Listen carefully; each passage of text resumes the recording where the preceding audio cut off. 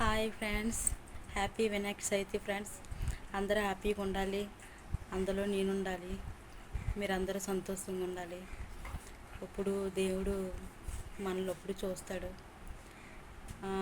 కొంచెం బాధ ఫ్రెండ్స్, అదే విజయవాడ అంతా మునిగిపోయింది కదా. అందరూ హ్యాపీగా ఉండాలని దేవుని కోరుకుంటున్నాను. అందరూ సంతోషంగా ఉండాలి. కాకపోతే చిన్నపిల్లలు, పెద్దోళ్ళు, ఆవులు, కుక్కలు అన్నీ చనిపోయాయి కదా. అందరూ ఇప్పుడు బాగుండాలి. చంద్రబాబు నాయుడు అన్న బాగా చేస్తున్నాడు. నాకు అదొకటి చాలా సంతోషంగా ఉంది. మాకు అప్పుడు ఉదుత్ తుఫాన్ ఒకసారి వచ్చింది ఫ్రెండ్స్. అప్పుడు చంద్రబాబు నాయుడు అన్న ఉన్నాడు.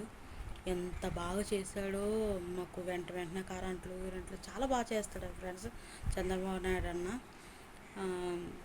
ఇప్పుడు అందరూ వినాయక పండుగ చేసుకోవాల్సింది. అందరూ పాపం ఇబ్బందిలో ఉన్నారు అందరూ ఫ్రెండ్స్.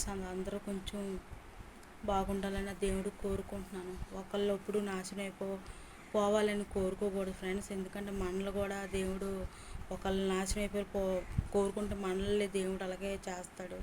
ఎప్పుడు అందరూ హ్యాపీగా ఉండాలి, అందరూ సంతోషంగా ఉండాలి ఫ్రెండ్స్. అదే నేను కోరుకుంటాను. నన్ను అందరూ సబ్స్క్రైబ్ చేసుకుంటున్నారు, లైక్లు కొడుతున్నారు. నా నా ఫ్రెండ్స్, నా బంధువులు అందరూ మీరు హ్యాపీగా ఉండాలి ఫ్రెండ్స్. నేను అదే కోరుకుంటున్నాను. ఈరోజు ఒకటి చెప్పాలి ఫ్రెండ్స్. నేను మా పాపల ఇంటికి వెళ్తున్నాను అనమాట. మా పాప అంటే మా పెద్దన్నయ్య పాప. నేను చిన్నప్పటి నుంచి పెంచాను. పాప పెళ్లి చేశాను, అన్నీ చేశాను. ఒక మనవరాలు పుట్టారు. నేను వాళ్ళ దగ్గరికి వెళ్ళాలి. ఎందుకంటే వాళ్ళు గోలెట్టేస్తున్నారు, ఫోన్లు చేస్తున్నారు, రా నాని అనేసి. నేను ఈరోజు అక్కడికి వెళ్ళాలి. నేను వెళ్తాను అనమాట. ఈరోజు షాప్ ఉంది కదా నాది, చికెన్ కబాబు. ఈరోజు పెట్టను, ఎవరు తినరులేండి. ఎందుకంటే చిన్నవారం దానితోటి వినాయక చవితి తోటి వచ్చింది కదా, ఎవరు తినరు. ఈరోజు మా మనవరాలతోటి ఆడుకొని రేపు తెల్లవారు వస్తాను. ఎందుకంటే మళ్ళీ సండే కదా, రేపు చాలా బిజీగా ఉంటుంది, బాగా అవుతుంది రేపు వ్యాపారం. రేపుకి వచ్చేస్తారు ఫ్రెండ్స్. ఎందుకంటే నా బంధువులు మీరు. నాకు వెనక ముందు ఎవరు లేరు ఫ్రెండ్స్. మీరే నాకు బంధువులు అనుకుంటున్నాను, మీరే అక్క చెల్లెలు అనుకుంటున్నాను, మీరే మా తమ్ముళ్ళు, అన్నీలు, అందరూ మీరే ఫ్రెండ్స్. ఇప్పటికైనా నన్ను ఆదరించండి. నేను ఎందుకు చేస్తున్నానంటే నాకు డబ్బులు కావాలి ఫ్రెండ్స్. ఎందుకంటే నాకు ఇంట్లో గడాలంటే నేను కష్టపడాలి. నాకు అన్నీ ఎవరు లేరు. నాకు ఒక పాప. నేను ఆట మీద అనేసి అందు గురించని నేను వీడియోస్ పెట్టుకుంటున్నాను. ఇలాగా యూట్యూబ్ నుంచి డబ్బులు వస్తున్నాయని అందరు చెప్పారన్నమాట. నేను సరే ముందు జంకాను, ఎందుకులే వద్దు అనేసి అనుకోను.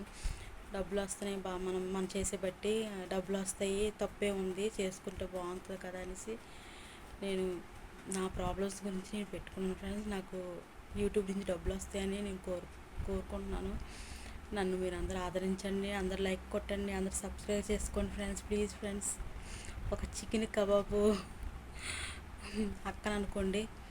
ఎందుకంటే చాలామంది మా ఇంటి దగ్గర అందరూ అంటారు, ఏటే రోడ్డు మీద కబాబ్ పుల్లలు అమ్ముకోవడం, చికెన్ పుల్లలు అమ్ముకోవడం, అదేం పని, ఎక్కడ పని చేసుకోవచ్చు కదా.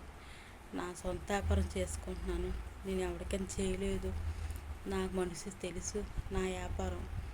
నేను ఎవరికైనా పని చేస్తే వాళ్ళేమనన్నా నేను తట్టుకోలేను. ఎందుకంటే నా సొంత వ్యాపారం కాబట్టి నేను చేసుకుంటే నాకు డబ్బులు వస్తాయని నాకు తెలుసు.